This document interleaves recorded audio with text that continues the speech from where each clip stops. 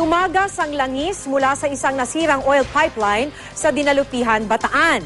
Tinamaan daw ito ng maghukay roon para sa pagtatayo ng poste ng linya ng telepono. Apektado na ng pagtagas ng langis ang pamumuhay ng mga residente. Makibalita tayo kay Dante Perello. Mag-aapat na araw ng ganito ang kulay ng tubig na lumalabas sa ilang poso sa Barangay San Pablo sa Dinalupihan, Bataan. Nahaluan daw kasi ang tubig dito ng langis na tumagas mula sa nabutas na oil pipeline doon. Ayon sa kapitan ng barangay, tinamaan ang pipeline habang naghuhukay ang Korean firm na Contel nitong Huwebes.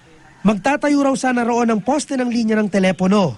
Pagkabarya nila, inabot nila yung tubong, yung deposito ng langis. Kaya nabutas. Mula Subic Bay hanggang Angeles City, Pampanga ang haba ng naturang pipeline na pag-aari ng Coastal Petroleum Corporation.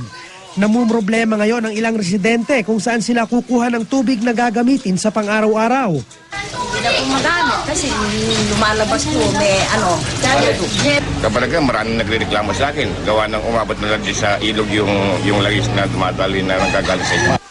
May iba namang residenteng sinamantala ang naturang pagtagas ng langis para kumita. Naibebenta raw nila ito ng 100 piso bawat isang galon. Pag napuno yan, magkano? 100 na. May nakalagay ng containment boom sa lugar para hindi na kumalat pa ang langis. Nagpapatuloy ang pagkumpuni sa nasirang pipeline habang nakabantay ang fire truck ng Coastal Petroleum Company. Dante Perello, GMA News. Sinusubukan pa rin po namin kunin ang pahayag ng mga kumpanyang Contel at Coastal Petroleum Corporation kaugnay ng insidente.